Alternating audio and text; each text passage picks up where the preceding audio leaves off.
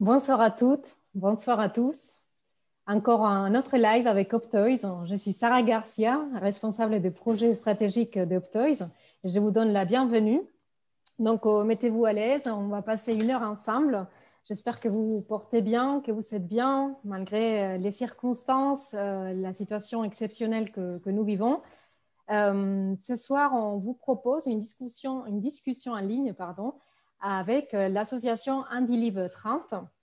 Comme vous voyez, je suis bien entourée, je ne suis pas seule ce soir.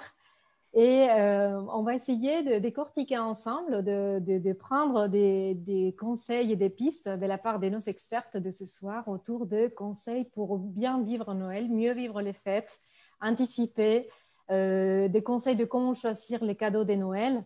Donc du coup, voilà, je vais vous donner un peu la feuille de route pour cette heure de discussion. Donc, effectivement, on va avoir 3 parties, si on peut dire. Une première partie un peu de comment anticiper Noël, de voir un peu comment on peut se préparer pour les fêtes dans une situation un peu incertaine, un peu compliquée, et spécialement aussi pour les enfants atteints de troubles du spectre autistique. Donc, du coup, on va voir avec nos 3 expertes ça. Une deuxième partie autour des conseils pendant les fêtes, c'est-à-dire de comment ajuster, faire des petites adaptations pour que tout se passe bien. Et un troisième bloc, un peu de discussion autour des cadeaux, de comment faire plaisir, nous faire plaisir et trouver les jeux adaptés. Tout le long de la discussion, parce que c'est une discussion justement, ce n'est pas un monologue, on a besoin de vous. Donc, si vous avez des questions, n'hésitez pas à nous mettre un commentaire et on va les intégrer. Sinon, de toute façon, à la fin, on va laisser toujours, comme d'habitude, 15 minutes à la fin pour justement partager, que ce soit un moment de discussion. Donc, du coup, tout d'abord, bonsoir à vous, à toutes les 3. Bonsoir. Bonsoir. Je suis bien accompagnée par l'association réseau Undeliver 30. Donc, comme vous savez, Montpellier est basé dans le sud de la France, à Montpellier, et on a une association voisine dans les gares à Nîmes qui fait un excellent travail. Donc, je vais faire une petite présentation. Toutes les 3 sont des expertes avec une longue expérience sur les terrains avec des enfants TSA et une expérience aussi avec une formation des méthodes comportementales bien sûr préconisées par la haute autorité de santé.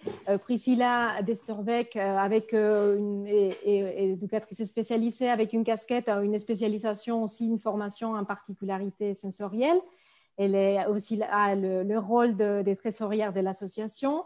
En bas, vous voyez Marine Uxtul, qui est également éducatrice spécialisée en libéral et en établissement, qui est formatrice également et qui a la casquette d'être la présidente de l'association. Et en dessous, Méline Franco, également éducatrice spécialiste en libéral et en plus la spécialisation, le regard de Montessori, la formation que vous avez suivie de la méthode Montessori, avec le rôle aussi des vice-présidentes de l'association. Donc, merci à toutes les 3 de passer, d'avoir accepté l'invitation d'Optoys et passer la soirée avec nous. Merci Sarah, merci Optoys. On est ravis d'être là, vraiment. C'est une super opportunité pour nous de pouvoir tous vous rencontrer, d'avoir pu être en lien avec toi, Sarah. Et on est ravis de vous parler un peu de Noël qui va bientôt arriver. Et je voulais dire qu'on est accompagné aussi de ma collègue Marianne, responsable des communications, qui a fait déjà 2 lives et que c'était super intéressant les 2 dernières semaines, et qu'elle va répondre à tous vos commentaires. Donc, du coup, elle vient de partager déjà un peu le premier lien de l'association, parce que comme ça, vous pouvez voir un peu plus en profondeur le travail de Réseau Undeliver 30. Et vous dire aussi, parce que souvent c'est une question qui revient, que si vous ne pouvez pas aujourd'hui parce que les enfants ne sont pas encore couchés ou que vous n'êtes pas disponible, il y aura un replay. La vidéo sera toujours disponible sur notre page Facebook de Optoys. Et voilà, si vous êtes inscrit demain ou le lundi, on vous enverra également un email récapitulatif. Donc, soyez rassurés, l'information n'est pas perdue. Donc, si aujourd'hui vous n'êtes pas disponible, elle sera un replay. Donc, je pense que je n'oublie rien et on va commencer par le début. Donc, une petite introduction, savoir qu'est-ce que c'est l'association Indilibre 30. Alors, l'association, effectivement, Réseau Handilibre 30, elle est née en mai 2015, donc ça fait un peu plus de 5 ans, de l'envie, en fait, de réunir un réseau de professionnels libéraux, entre autres, qui pouvaient accueillir les enfants et adolescents porteurs d'autisme. On avait toutes, en fait, des répertoires différents qu'on avait envie de mutualiser au service de ces enfants et surtout de ses parents. Alors, je vous passe les détails de voilà, la création de l'association, mais effectivement, en 5 ans, l'association accompagne une quarantaine de familles. On est 5 bénévoles au sein du bureau, plus une dizaine de bénévoles à côté. Et au fur et à mesure, nos actions se sont vraiment ciblées sur la sensibilisation à l'autisme. On travaille vraiment dans l'inclusion et on propose notamment des ateliers éducatifs au sein de la maison des associations à Nîmes. On propose des groupes de parole pour les familles, des ateliers de sensibilisation auprès de tout public. On se déplace vraiment là où il y a des besoins, que ce soit en crèche, en centre de loisirs, auprès d'assistantes sociales ou autres. Et on propose également des sorties accompagnées dans tout le Gard, parce que notre particularité, c'est qu'on est pour le moment hors mur, on n'a pas de local attitré. C'est aussi l'envie d'aller là où il y a des besoins. Donc, on se déplace vraiment et pour montrer aux familles que les choses ne sont pas cloisonnées. Merci Marine. D'autres commentaires à ajouter, Priscilla ou Méline? Ou on passe directement au sujet? Oh, elle a été très complète. C'est vrai que c'est nos missions. Donc, non. Tu rajouterais quelque chose, toi, Mel? Oui, moi, c'est Mélanie, c'est pas Méline. Ah, pardon. Il n'y a pas de souci, Sarah, je trouve ça trop mignon. Mais moi, il fallait que je, Oui, mais tu as bien fait. Et sinon, non, Marine a fait une très belle présentation de l'association. Merci, toutes mes excuses. J'ai tellement de choses dans la tête que des fois. Donc, merci Mélanie. Donc, du coup, les périodes de Noël, cette année, ça va être un peu spécial. On n'a pas de visibilité sur si on va pouvoir fêter ça en famille ou pas. Donc, l'incertitude est là. Et ce qui est propre et particulier des enfants ayant des troubles de spectre autistique, c'est le besoin d'anticiper, le besoin de préparer, d'expliquer. Donc, est-ce que vous savez des conseils ou des pistes pour que ça se passe bien? Comment faire pour accompagner en douceur vers les fêtes? Alors déjà, un des premiers mots qu'on a envie de dire notamment aux familles, c'est de décompresser, de déstresser par rapport à tout ça. Effectivement, les fêtes vont être sûrement différentes. On ne sait pas encore comment elles vont, mais elles vont être différentes. Mais peut-être aussi qu'elles vont se rapprocher de l'essentiel de ce qu'est vraiment Noël, c'est-à-dire l'esprit de famille, être ensemble, sans forcément toutes les sollicitations qu'il peut y avoir. Nous, on a d'habitude, on travaille beaucoup le fait d'anticiper, le fait de se rendre chez les gens, chez les amis, en famille. C'est des choses qui peuvent être compliquées pour ces enfants-là parce qu'on change de repère, on change d'environnement. Et nous, ce qu'on propose toujours, c'est anticiper. C'est la base. Là, on est à un mois et demi des fêtes. C'est vraiment l'occasion, en anticipant, de dire aux amis et à la famille, ben voilà, je vais venir avec mon fils ou ma fille. Vous savez ou pas qu'il a des troubles du spectre de l'autisme. Est-ce que quand je viens, c'est possible de lui réserver une petite salle pour qu'il puisse être à l'aise quand il a besoin ou pouvoir un petit peu se mettre à l'écart? Est-ce que quand je viens, je peux amener son propre repas avec ses propres couverts? Ça va la rassurer. Il va pas forcément stresser d'avoir un repas différent de d'habitude. Voilà, on est à J moins un peu plus de 30. C'est l'occasion de prendre le temps de discuter de tout ça, parce que c'est aussi ça l'esprit de Noël, c'est l'inclusion, c'est être ensemble, c'est la solidarité, c'est le partage. Donc, nous, vraiment le mot-clé, c'est voilà, anticiper au maximum, en tout cas, ces fêtes par rapport aux familles et à l'entourage.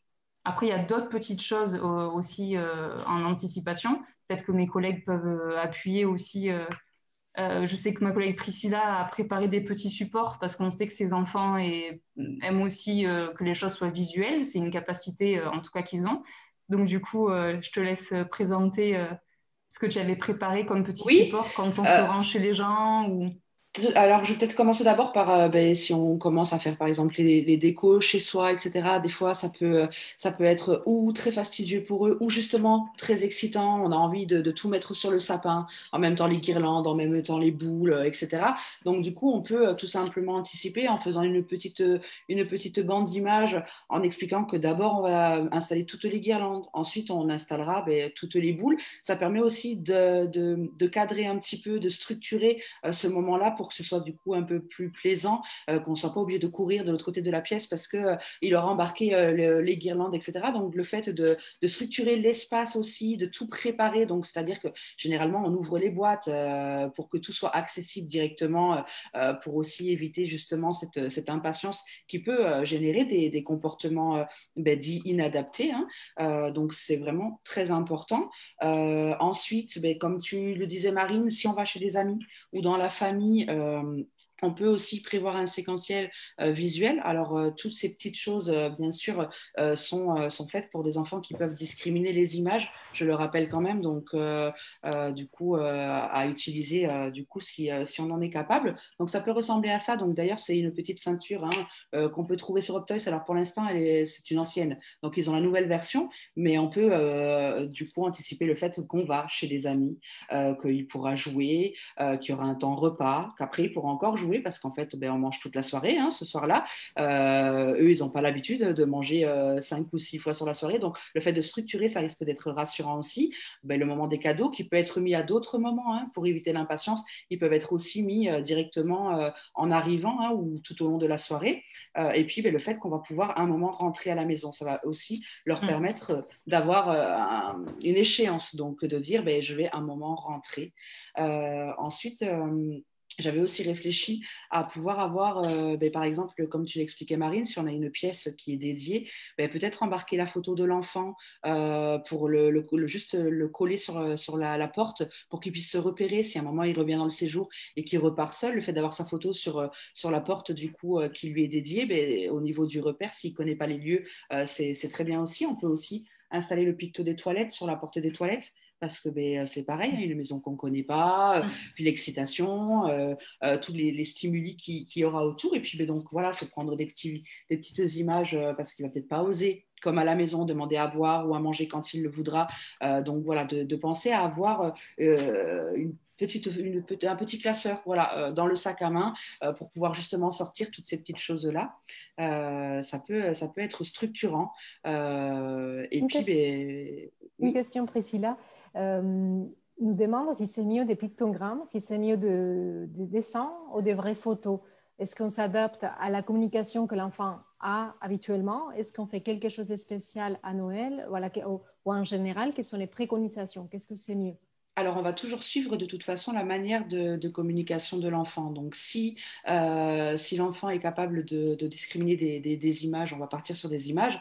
Par contre, si l'enfant ne discrimine pas les images et discrimine des photos, bien sûr qu'on va utiliser des photos. Et là, je me permets du coup de faire un lien si l'enfant est suivi par une orthophoniste, par exemple, ou est dans un établissement, de peut-être justement se renseigner auprès de ces professionnels-là également pour savoir ce qui est utilisé et eux avoir du coup l'œil expert de leur profession pour justement être en accord avec ce que l'enfant est capable à l'heure d'aujourd'hui d'utiliser et de comprendre.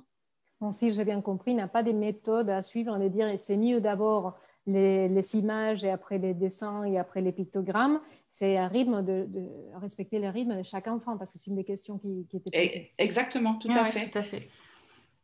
Okay. Il y a même des fois, alors pour par exemple les enfants qui ne peuvent pas discriminer, parce que ça tombe, on va avoir là des personnes qui nous regardent où on n'en est pas encore en version picto, on peut savoir que un objet peut être également porteur du coup de message, c'est-à-dire que pour le temps repas, ça peut être une fourchette, pour le temps du cadeau, ça peut être un petit bout de papier emballage. Et donc du coup, en fait, au lieu de le faire de manière linéaire, imagée, on peut prendre une boîte à chaussures, la découper en plusieurs compartiments, mettre du coup l'objet et on va sortir l'objet en disant maintenant c'est le moment du repas, on repose l'objet. Donc voilà, je veux dire, cette structuration peut vraiment être faite de manière créative. D'ailleurs, Marine, dans le suivi que Marine vous présente, créer fait partie également des préconisations avant Noël pour justement aider tous nos loulous. C'est intéressant, c'est cette visuelle réelle, c'est-à-dire avec des objets, faire vraiment la séquence. C'est intéressant. Ah oui, oui. C'est très parlant, c'est très porteur. On peut les toucher, donc au niveau sensoriel, on a plus d'informations, c'est du concret. Donc oui, c'est très intéressant comme idée. Et les enfants ont vraiment la faculté à faire des liens, et pardon, je t'ai coupé, Sarah, non, à faire des liens et des associations. Par exemple, une personne chez qui on va peut être associée, je ne sais pas moi, à un doudou parce qu'elle aura joué avec ce doudou et parce que l'enfant aura repéré le temps de jeu avec le doudou. Et ça, c'est vraiment des choses précieuses. C'est vraiment une compétence à exploiter, cette compétence d'associer, quand ça se fait d'une manière intéressante. On peut aussi des fois faire des associations moins intéressantes, mais en général, les associations que font les enfants sont de très très bons repères. Et des conseils si Noël se passe à la maison, c'est-à-dire que l'espace est connu par l'enfant, mais d'un coup, mon espace est complètement envahi par du bruit, par des amis, par la famille. Donc, est-ce qu'on ça s'applique les mêmes conseils ou il faut ajuster des choses Après, les choses peuvent se faire progressivement déjà par rapport à l'environnement qui va changer. Peut-être pas le même week-end comme on a peut-être l'habitude de le faire, mettre le sapin, les guirlandes, la petite crèche ou quoi qui fait du bruit, qui tourne et tout ça. On a le temps. Il y a tout le mois de décembre, un peu comme le calendrier de l'Avent, hein. On peut faire un petit objet ou une petite stimulation par jour et voir aussi comment l'enfant réagit, hein. Si, je ne sais pas, admettons, si en mettant une guirlande lumineuse qui clignote, on note au bout de quelques jours qu'il y a des troubles du comportement qui apparaissent, on peut soit changer le mode de la guirlande. Maintenant, les guirlandes sont très sophistiquées et elles peuvent être en mode statique, en mode plus calme, soit carrément enlever la guirlande. Ça permet aussi d'observer en laissant ce temps-là. Je pose la guirlande, je vois quelques jours comment ça se passe. Si je vois que ça se passe bien, je mets autre chose, etc. Et par rapport à ce que tu disais, Sarah, quand la famille ou les amis arrivent, c'est toujours anticiper, c'est expliquer à l'enfant. Alors, s'il y a des photos, maintenant avec les portables, c'est quand même très simple de dire tonton va venir, tata va venir, ta nièce va venir, et toujours expliquer verbalement quand l'enfant a un bon degré de compréhension, où il y a beaucoup de livres maintenant autour de Noël qui se font avec des images très très simples pour des enfants avec des petits niveaux, voilà, pour expliquer, et surtout ne pas forcer l'enfant à rester forcément au milieu de tout ça tout le temps. Lui autoriser à faire des allers-retours dans sa chambre, dans son coin ressources, à venir en famille. Voilà, ne pas forcer, alors là, en plus, on est en période Covid, mais ne pas forcer le bisou. On sait que c'est pour beaucoup d'enfants, alors d'ailleurs, porteurs de TSA ou pas, des choses compliquées à vivre.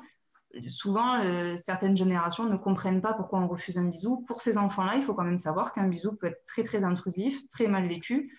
Si l'enfant est déjà là et qu'il accepte, c'est déjà bien. On ne force pas forcément le bisou et le contact physique, surtout s'il est multiplié par on ne sait encore combien de personnes autorisées. Mais on respecte aussi ce temps-là de l'enfant. Merci beaucoup Marine. Donc du coup, on va essayer de structurer. Donc avant le Noël, donc on pressente, on anticipe. C'est une très bonne idée de faire une espèce de calendrier de l'Avent de stimuler, c'est-à-dire de le faire progressivement, de faire des tests presque d'essais et s'ajuster. Est-ce qu'il y a des petits livres aussi pour parler de Noël que vous connaissez ou des ressources un peu comme ça parce que quelque part, Noël, c'est une construction culturelle. Et donc, du coup, je ne sais pas si vous savez, dans votre expérience, vu le besoin d'expliquer ce que c'est Noël, quels sont les comportements attendus, ou c'est trop dense, ou trop abstrait. Après, alors, c'est vrai que Noël, c'est quand même un moment magique, en fait. Et en effet, du coup, très symbolique. Et les enfants porteurs de TSA n'ont pas accès, en fait, à cette symbolique. Donc, je pense que c'est important pour nous de simplifier les choses parce que si on leur parle d'un traîneau dans le ciel, sincèrement, ça peut pas vraiment être magique, mais être angoissant, parce que vraiment, on va chercher le traîneau dans le ciel. Il faut toujours penser quand même à être assez terre à terre avec les enfants pour pouvoir les rassurer. pas qu'ils imaginent des choses qui pourraient après devenir des angoisses. Donc c'est vrai qu'il faut faire un petit peu attention avec les histoires de Père Noël, de lutin, etc. Je pense que voilà, on connaît son enfant, on sait aussi ce qu'on veut transmettre, on sait jusqu'où on peut aller, mais je pense qu'il ne faut pas non plus en faire des tonnes autour justement de cette magie de Noël. Il faut en faire quelque chose de rassurant et d'enveloppant. Et pas justement disperser l'esprit vers l'extérieur, plutôt vraiment se recentrer. C'est vrai que quand on réfléchit, qu'il y a un gros bonhomme rouge qui rentre par la cheminée, c'est pas rassurant pour pas du tout, d'enfants. C'est pas du tout rassurant. Ça pourrait faire peur. Et puis de toute façon, on en revient au fait que les enfants et ados, etc., TSA, vont tout le temps être dans une recherche de plaisir. Donc, j'ai envie de dire que juste les cadeaux, juste le fait de regarder les lumières, si c'est pas une souffrance pour eux, va leur procurer du plaisir. Donc, le fait de rester très simple sur justement ces valeurs-là, ce sera primordial. Voilà, ils ne s'identifient vraiment pas comme nous. Comme tu disais, Mélanie, ils n'ont pas spécialement accès à cet esprit abstrait, justement. Il faut toujours être dans le concret, dans la chose qui est touchable et observable, etc. Merci beaucoup. Je pense que c'est important d'aborder ça parce que parfois, effectivement, on croit bien faire et on crée des angoisses sans le vouloir. Complètement. Et pendant les fêtes, c'est-à-dire comment on peut faire pour soulager ce moment qui est avec des besoins spécifiques ou pas pour tout enfant. C'est un trop-plein de stimuli. Alors là, on va prendre les deux cas de figure, peut-être à la maison et puis en extérieur. Mais effectivement, à la maison, sa chambre, il faut le laisser avoir accès à sa chambre en fait quand il veut, vraiment quoi.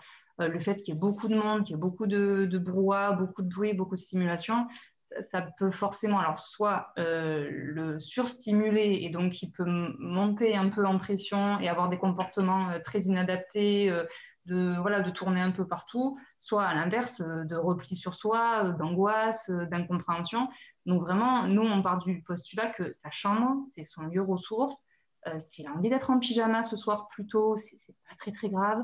S'il a envie de manger à 18h comme d'habitude, on laisse faire. Enfin, voilà, on reste sur des choses connues, maîtrisées, surtout en fait à ces moments-là. Nous, on sait qu'en tant que parents, on connaît beaucoup de parents qui ont envie ces soirs-là, hein, on va s'habiller autrement, on va s'habiller un peu mieux. Ça peut être vraiment une source d'angoisse supplémentaire, ces fameux habits un peu cintrés et étriqués qu'ont les petits garçons, les petites filles ces soirs-là, les collants qui grattent, les chaussures trop petites. Vraiment, on mise sur le confort, on mise sur le fait que l'enfant il soit bien, que lui, en fait, presque avant tout, passe une bonne soirée. Là, c'est vraiment la partie maison. Alors, les filles, complétez-moi, hein, du coup, si vous voulez. Justement, la partie maison, aussi le fait d'anticiper, c'est-à-dire que si vous êtes hôte, ça veut dire qu'il y a de la préparation, ça veut dire qu'il y a du service.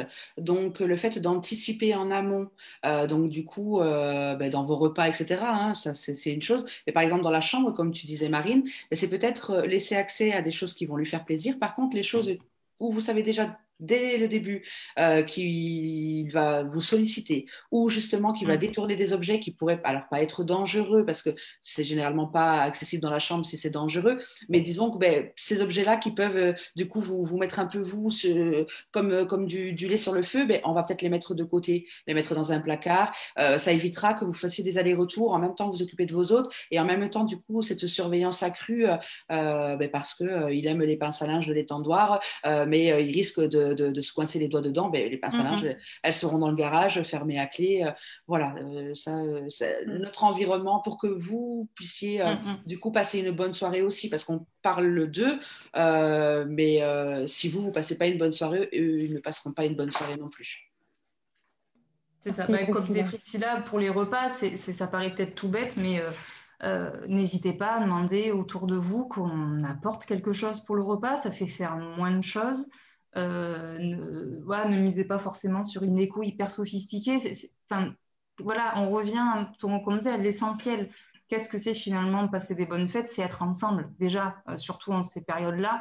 Donc, si tout n'est pas parfait, comme beaucoup de parents et de mamans savent le faire, se mettre une pression folle, le premier mot que j'ai dit, c'est vraiment, on descend le degré de stress et on pense d'abord à passer une bonne soirée avec son enfant et avec sa famille. Mélanie, tu voulais rajouter quelque chose pour le côté maison?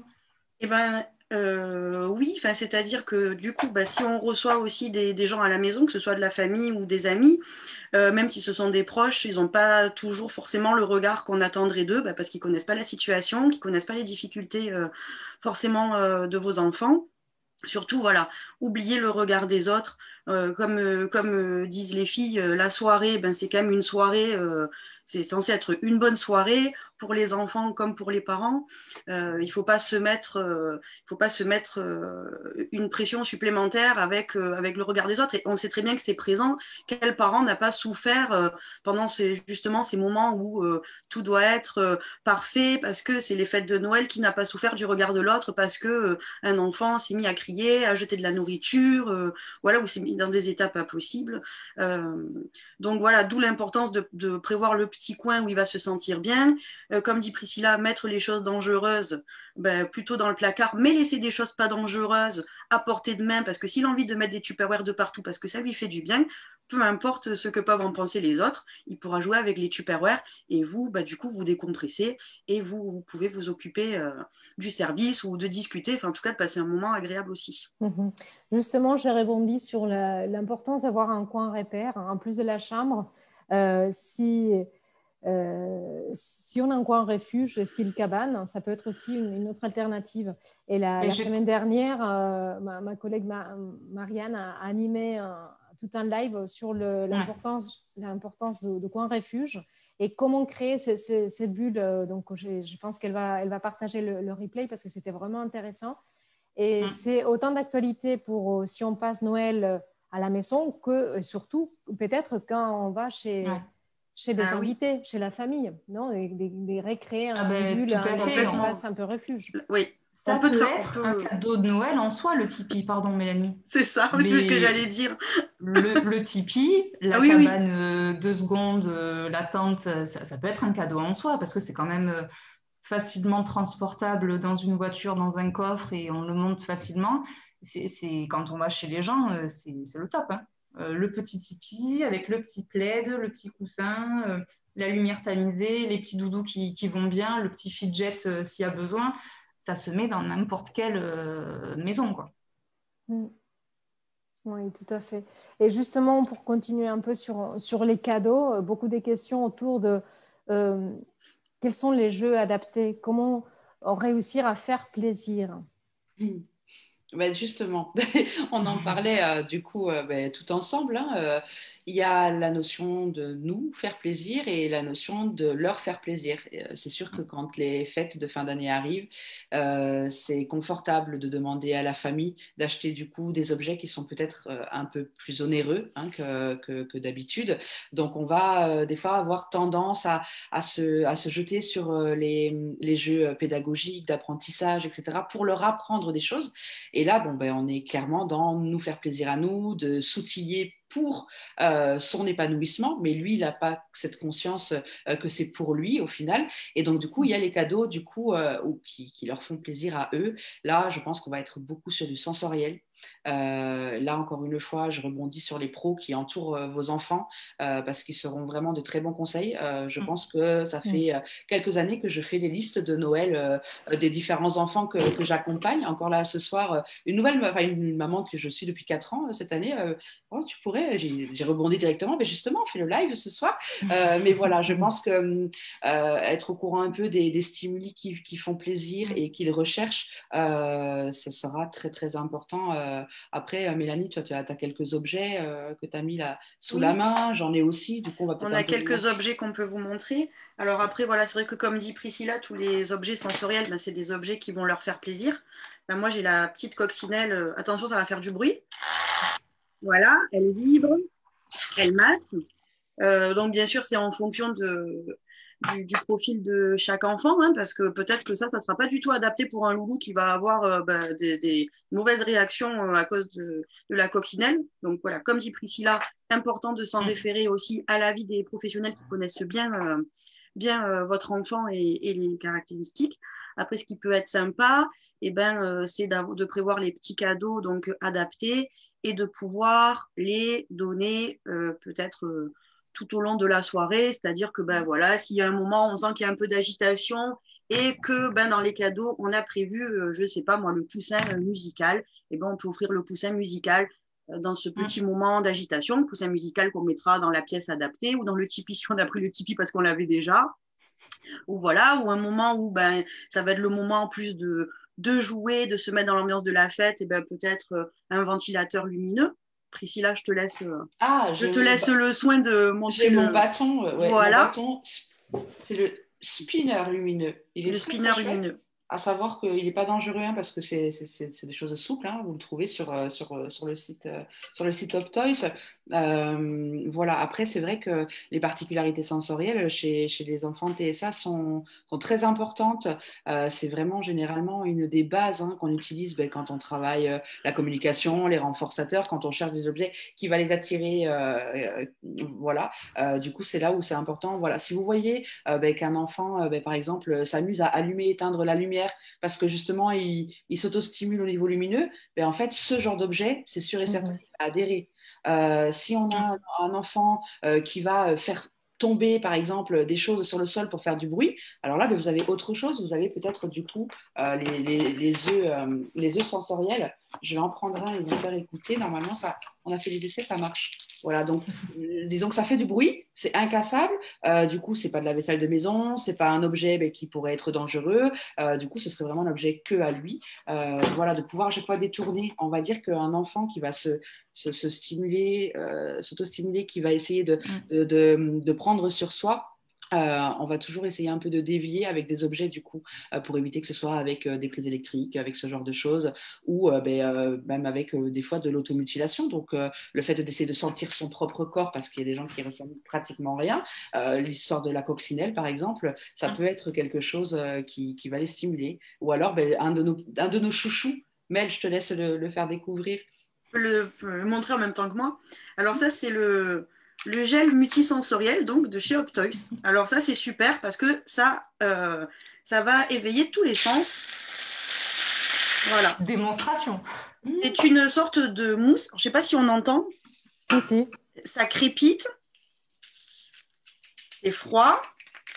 Et alors ça, c'est super. Quand même, en général, les enfants adhèrent. Même les plus craintifs. Moi, j'adore. Viennent un petit peu au début. Ce qui est sympa avec cette petite mousse, c'est que ça va lui faire plaisir à lui, mais ça va aussi permettre d'avoir un lien avec votre enfant, parce que si par exemple il n'est pas très tactile et qu'il n'aime pas trop donner la main, mais là on peut faire un jeu quand même. Pomme contre pomme. Souvent, ça marche bien parce que ça fait du bruit et que du coup, on a un contact avec cette mousse qui va être médiateur. On peut faire des jeux, se toucher la tête, se toucher les pieds. Enfin, du coup, ça peut devenir quand même, en plus d'être sensoriel, très éducatif parce que ça va motiver l'enfant à explorer justement son corps. Oui, et en plus, il a différents types j'ai rebondi sur ça, différents types de gels. Il y en a à la menthe aussi. Voilà. D'autres qui ajoutent un parfum, donc on a le retour aussi à la stimulation olfative. Et au niveau de la température, il a un qui est très froid, par exemple. Celui-là, il est froid. Ouais, il est froid. Voilà, c'est ça. Donc, selon le type d'enfant, on peut être plus neutre ou plus aller pousser cette stimulation sensorielle. Complètement.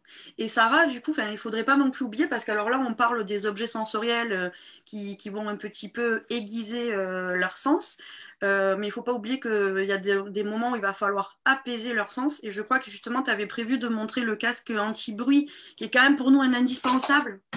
Voilà. Quotidien. Donc, il existe en différentes tailles. Effectivement, si pendant le repas, il y a trop de stimuli, ça peut être un outil en plus d'un cadeau.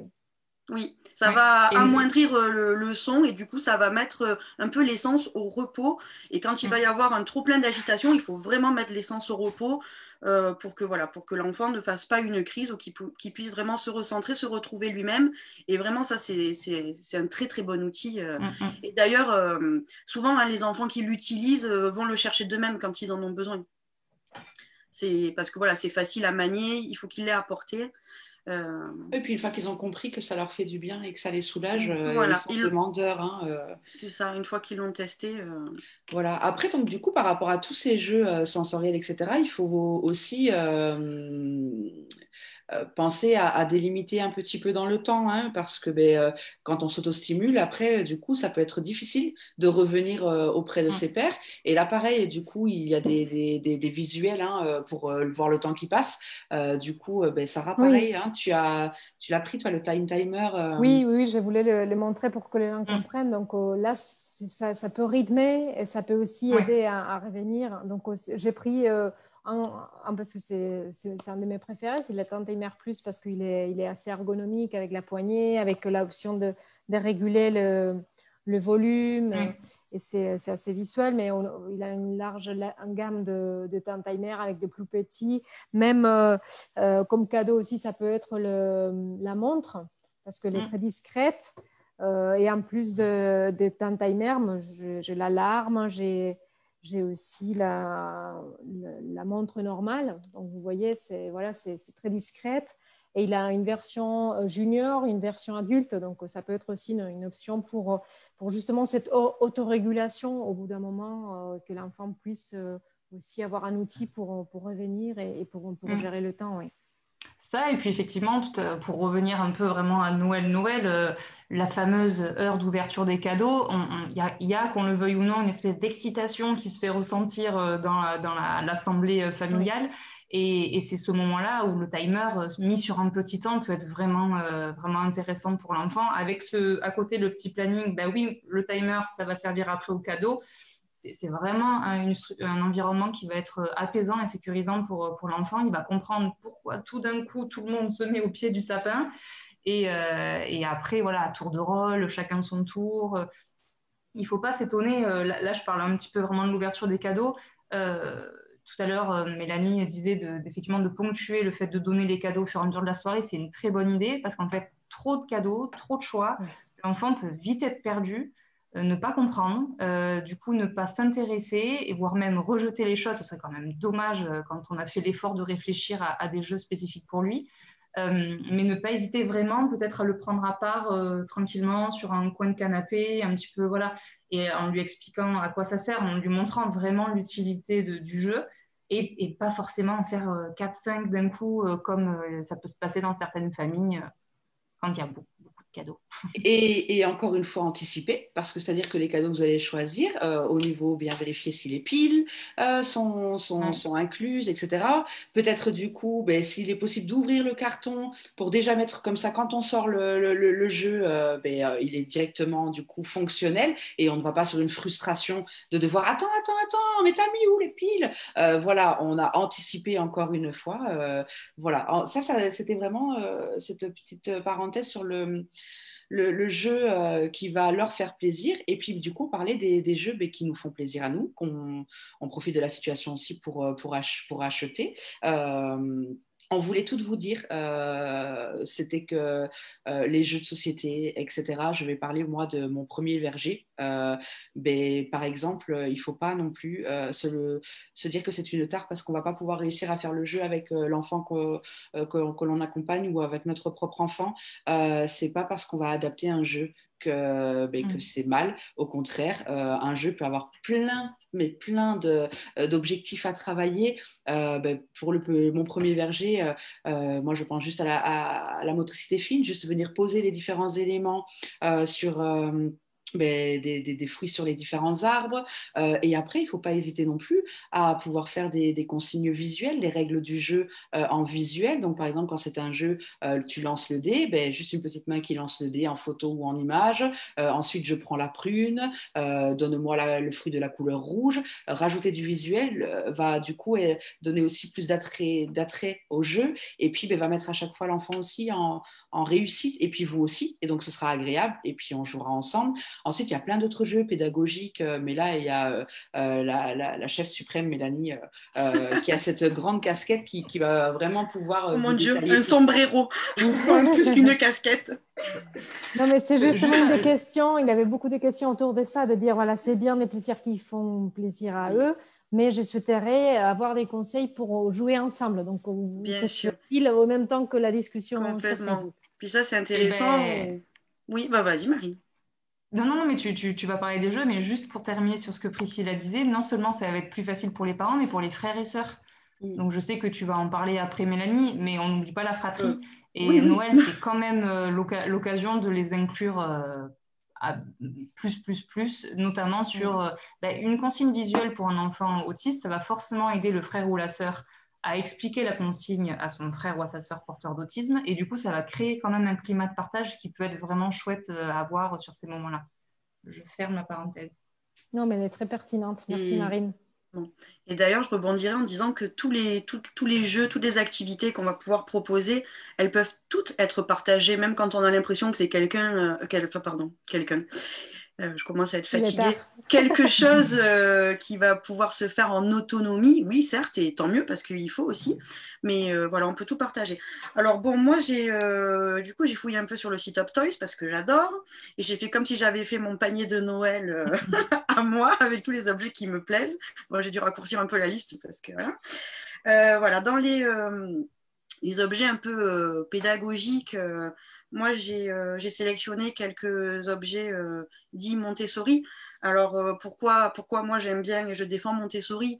Parce que c'est vrai que voilà, c'est quand même une pédagogie très complètement à l'écoute du développement de l'enfant. C'est scientifique, ça repose quand même sur des vrais constats. Et donc, du coup, le matériel Montessori est souvent bien fait parce qu'il permet d'isoler les compétences ou d'isoler les difficultés, c'est-à-dire qu'on va faire une chose à la fois, et donc du coup ça permet aussi de ne pas s'embrouiller les sens. Donc par exemple, moi ce que j'aime bien, alors il y a la boîte à secrets qui est du coup sur le blog. La boîte à secrets, donc c'est une boîte dans laquelle on plonge la main, on peut mettre un objet ou plusieurs, et puis du coup là on va affiner le sens tactile parce qu'il va falloir discriminer les objets entre eux et retrouver par exemple le stylo ou par exemple je sais pas la petite voiture. C'est quelque chose après qu'on peut faire évoluer parce que d'abord on cherche l'objet, on le trouve, on le reconnaît, mais après on peut aussi travailler sur le vocabulaire. C'est facile de faire aussi chacun son tour avec les frères ou les sœurs, et en général c'est quelque chose qui plaît puisque du coup ça fait quand même appel à la curiosité. Et en plus d'affiner les sens, ça va aussi renforcer l'adaptation à l'environnement. Parce que tout ça, c'est quand même des petites choses qu'on ancre. Et voilà, il y a après une mémoire corporelle qui va se faire. Et donc, du coup, ça, c'est important. C'est des jeux qu'on répète et qu'on peut, voilà, on peut adapter les différentes versions. J'aime bien aussi les pinces Montessori. Donc il y a le plateau avec les pinces sur le site. Donc motricité fine, préhension fine. Ça favorise énormément la concentration. Et puis ça, c'est quelque chose aussi qu'on peut faire évoluer parce qu'on peut changer les pinces. D'ailleurs, il y a un kit aussi de motricité sur le blog. Il y a différentes pinces plus rondes, plus petites, plus pointues. Oui, sur notre site, tu veux dire, oui. Ouais, sur Optoys, pour attraper des objets de différentes tailles. Après, on peut les mettre par couleur. Enfin, voilà. Après, il y a plein d'idées pour faire évoluer ce genre d'activité. Les cadres d'habillage. Ah, pardon, je m'arrête quand ma liste est finie. Hein. Non, il y avait ma chienne. Ah oui, d'accord. Les cadres d'habillage, alors ça, je l'ai mis parce que c'est un classique. Alors ça, voilà, ça, c'est quand même typique de ce que je vous disais tout à l'heure. C'est-à-dire que ce sont des objets qui isolent une difficulté à la fois. Et du coup, le fait de répéter le même geste, donc par exemple, si vous avez un cadre avec un zip, on va le monter, on va le descendre plusieurs fois. Le corps va ancrer cette compétence et après, on pourra la généraliser. Donc il y a des parents qui me disent des fois, mais pourquoi on ne fait pas ça directement sur une veste? Oui, on peut quand l'enjeu c'est d'apprendre à mettre la veste, mais des fois c'est pas rigolo de répondre à cet enjeu, à cette compétence sociale. On préfère avoir un objet qui est fait pour s'entraîner et pour jouer, et après on pourra développer ça, pas qu'avec la veste, mais avec tous les zips qu'on va devoir ouvrir ou fermer. Voilà. Merci. Je m'arrête là pour le Montessori parce que j'avais une grosse liste, mais s'il y a des questions, je pourrais répondre. Il a une question sur justement comment jouer ensemble. C'est-à-dire que il a une maman qui dit qu'il a deux enfants jumeaux non verbaux et elle souhaiterait voir qu'est-ce qu'elle pourrait proposer pour qu'ils jouent ensemble. Eh Alors ben, déjà, la première chose, l'environnement, pardon Mélanie, mais un environnement calme, très épuré, on coupe la télé, on coupe la musique, on éteint les choses qui peuvent un peu bouger. Et après, vas-y Mélanie, si tu veux eh ben non, mais justement, bah, compléter. Sarah précise que ce sont des enfants non verbaux, donc ça va passer par beaucoup de manipulations, donc des jeux de construction, empiler des petits cubes les uns sur les autres, des jeux créatifs qui font pas forcément appel du coup Mm. au verbal et à la parole, des choses où on va pouvoir se regarder et s'imiter. Mais après, on peut aussi penser que, bah voilà, comme disait Priscilla, on peut préparer des pictogrammes pour aider justement les enfants dans leur jeu. Donc, je reviens sur ma boîte à objets, mais parce que c'est simple et que du coup, je suis sûre que vous pouvez trouver plein d'idées et fabriquer vous-même votre boîte à objets. Si on prend, si je sais pas, moi, un des petits garçons prend le picto de la balle, et ben son frère va devoir mettre la main et aller chercher la balle et ils vont se l'échanger. Et du coup, ils vont pouvoir rentrer dans une communication et un jeu sans avoir forcément besoin de se parler. Mm. Il peut Donc, aussi y ouais, avoir le jeu des lotos ou des mémos. complètement. Mais, Chacun son tour. On sait que la discrimination visuelle, c'est une grande compétence chez eux. Faut pas hésiter à la mettre à profit. Et ça peut être vraiment un jeu voilà, de chacun son tour entre frères et sœurs. en tout cas, beaucoup de manipulation. Merci beaucoup.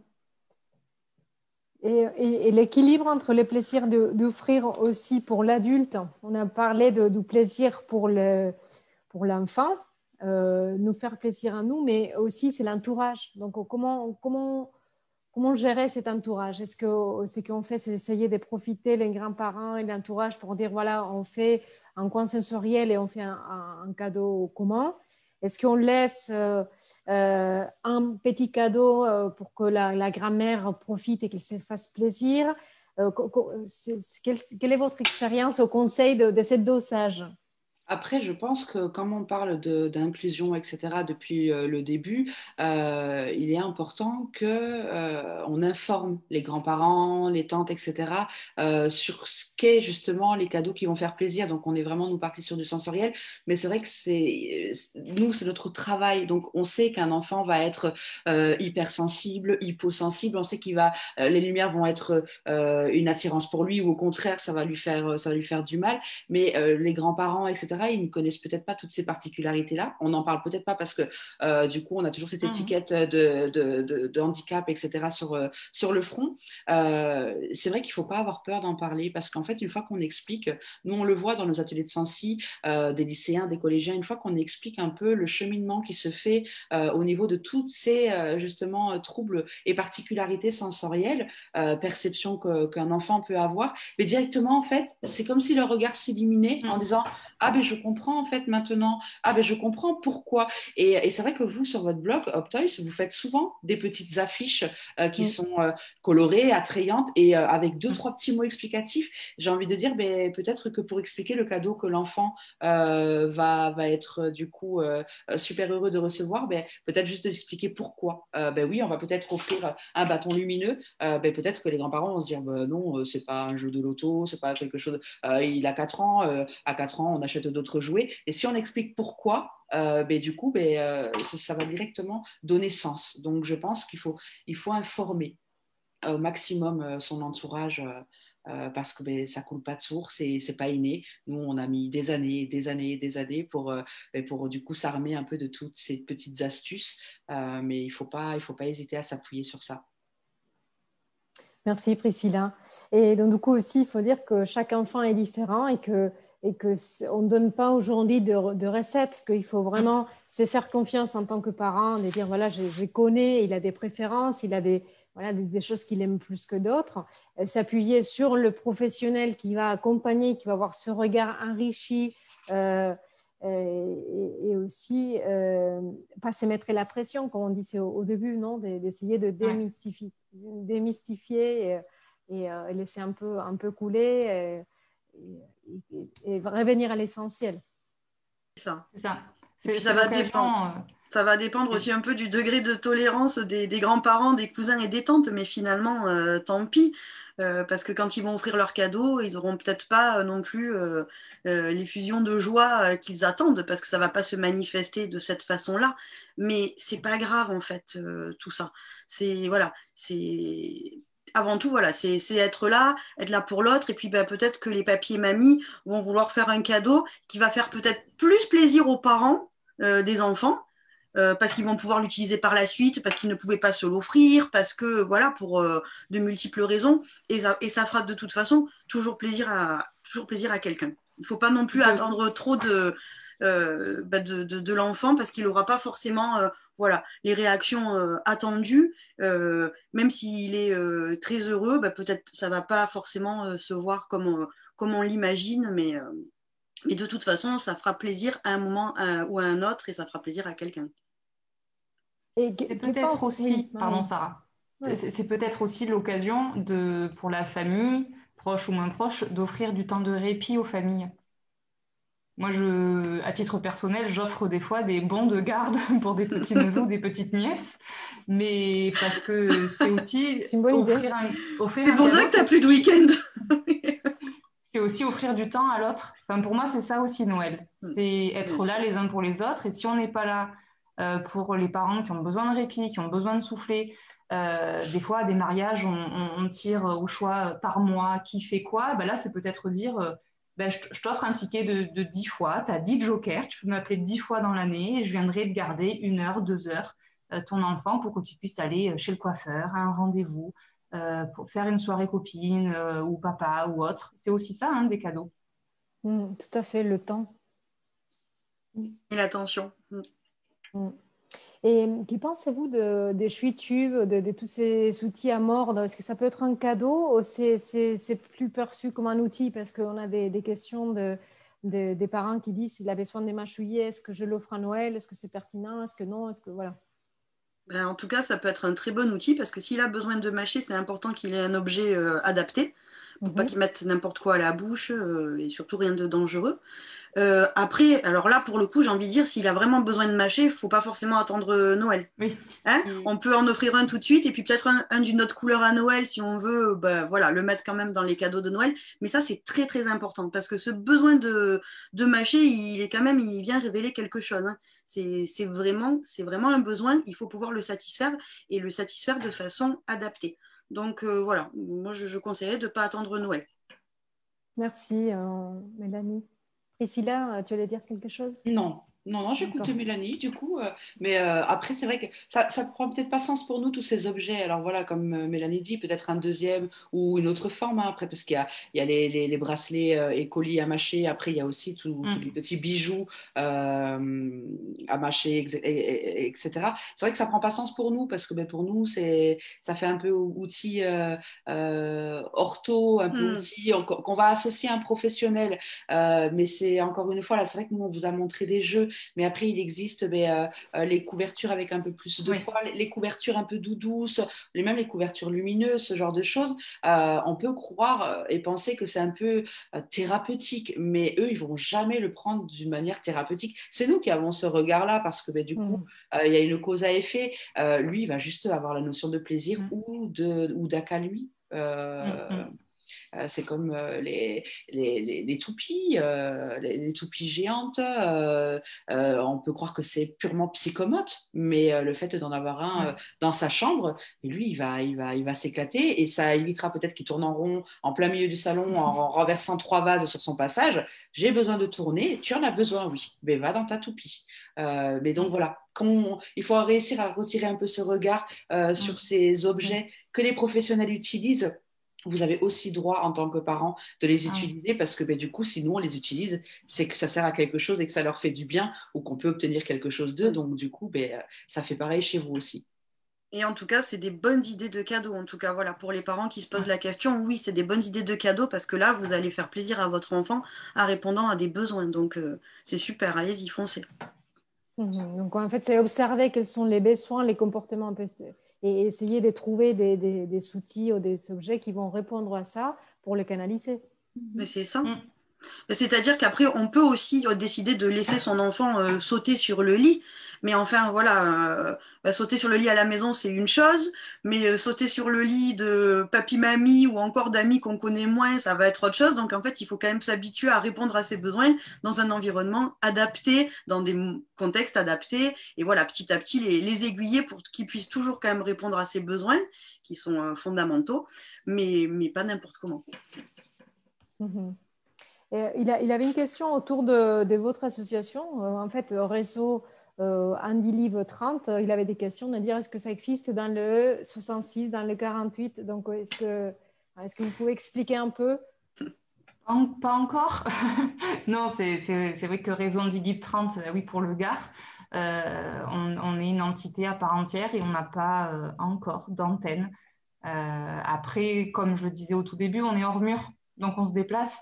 S'il y a besoin d'aller rencontrer des équipes, des professionnels, des professionnels qui veulent monter quelque chose ensemble, on est toujours joignable, toujours disponible. Les visios, ça sert à ça aussi, à se rencontrer autrement. Et si l'envie naît de la part d'autres professionnels ou d'autres parents de monter quelque chose, on sera toujours ravis d'aiguiller, de conseiller. Je sais que là, sur Montpellier, il y a une association Ouï Dire que je salue d'ailleurs, qui nous a contactés par rapport à la mise en place de temps de répit. Voilà, on met au service aussi notre expertise par rapport à l'autisme et notre expertise en tant que professionnel du terrain. C'est notre force dans l'association. C'est pour ça que je suis ravie de partager cette association avec mes collègues qui ont toutes leurs spécificités et toutes leurs casquettes qui est hyper enrichissante pour l'association. Mais voilà, pour le moment, 30, effectivement, on est dans le Gard. Mais on veut bien des partenaires, du partenariat, etc. S'il y a des choses qui se créent, avec grand, grand plaisir.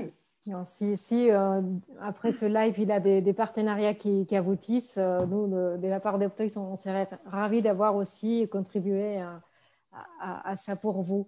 Le mot de la fin, Priscilla, Marine et Mélanie, une dernière chose à dire, un dernier message à partager. Je pense le rappel, comme on l'a dit, hein, on déstresse, on essaye de bien réfléchir, de bien observer là, tout le courant du mois de novembre, comment vos enfants vont réagir. Ça va peut-être certainement vous donner des pistes, ça va vous faire penser à des choses à ne pas oublier. N'hésitez pas à prendre une feuille que vous accrochez sur le frigo et à chaque observation de les indiquer, des idées cadeaux, etc., dès que ça vous vient, parce que des fois on y pense, on est en voiture, on oublie. Donc dès qu'on rentre, s'il vous plaît, on le note pour vraiment être dans cette anticipation pour que ça se passe au mieux. Merci. Marine? Prenez le temps à Noël. Je pense qu'on va en avoir peut-être, il va être à utiliser autrement ce temps. Il y aura peut-être moins de trajets en voiture sur l'autoroute dans les bouchons pour aller voir les uns et les autres. Il y aura peut-être plus de temps en famille tranquillement à la maison et je pense qu'il faut prendre ce temps, vraiment. Mélanie? Et puis surtout, soyez indulgents avec vous parce que voilà, rien n'est jamais parfait, mais voilà, c'est Noël, les choses vont se faire avec amour, dans l'ambiance quand même qui restera toujours l'ambiance magique de Noël. Voilà, soyez indulgents, y a rien de voilà, y a rien de grave. Ça va bien se passer, où que ça soit, ça va bien se passer. Voilà, moi j'en suis certaine. J'espère qu'en tout cas, chacun et chacune aura pu prendre voilà, des petits outils, des outils que vous allez pouvoir adapter, faire à votre sauce et voilà, et passer les meilleures fêtes possibles. Merci beaucoup à vous trois. Je reste avec l'idée de l'importance de l'anticipation, l'importance d'observer pour essayer d'ajuster, de s'adapter et de trouver des objets qui vont pouvoir accompagner et répondre à ces besoins qui sont là. Et c'est nous, parfois, on n'a pas un regard ajusté. Et aussi l'importance du plaisir. Le plaisir d'être ensemble, le plaisir pour l'enfant et vraiment de réduire la pression et de passer du bon temps ensemble. Donc, pour moi, c'est un peu le résumé des 7 heures de partage qui est passé super vite. C'était super intéressant. Merci beaucoup, Priscilla Desterberg, pour vos commentaires C'était vraiment perspicace, c'est vraiment intéressant. Marine Oustek aussi pour toute la pertinence des commentaires. Et Mélanie aussi, Franco, désolée parce que j'ai changé des prénoms au début. Mais en fait, la semaine prochaine, je suis avec une Méline et j'ai mélangé. D'accord, mais je vais peut-être le garder, ça me plaît bien. C'est joli. Et surtout, merci à vous tous de votre fidélité, de votre engagement. Vous avez été très participatif comme chaque soir. Merci à ma collègue Marianne qui était, comme d'habitude, très pertinente avec tous les commentaires et très réactive. Vite fait, vous dire qu'effectivement, il y aura un replay. C'était une question à nouveau qui est revenue. Le replay sera disponible sur notre page Facebook, Optoys, la même que vous utilisez pour nous suivre.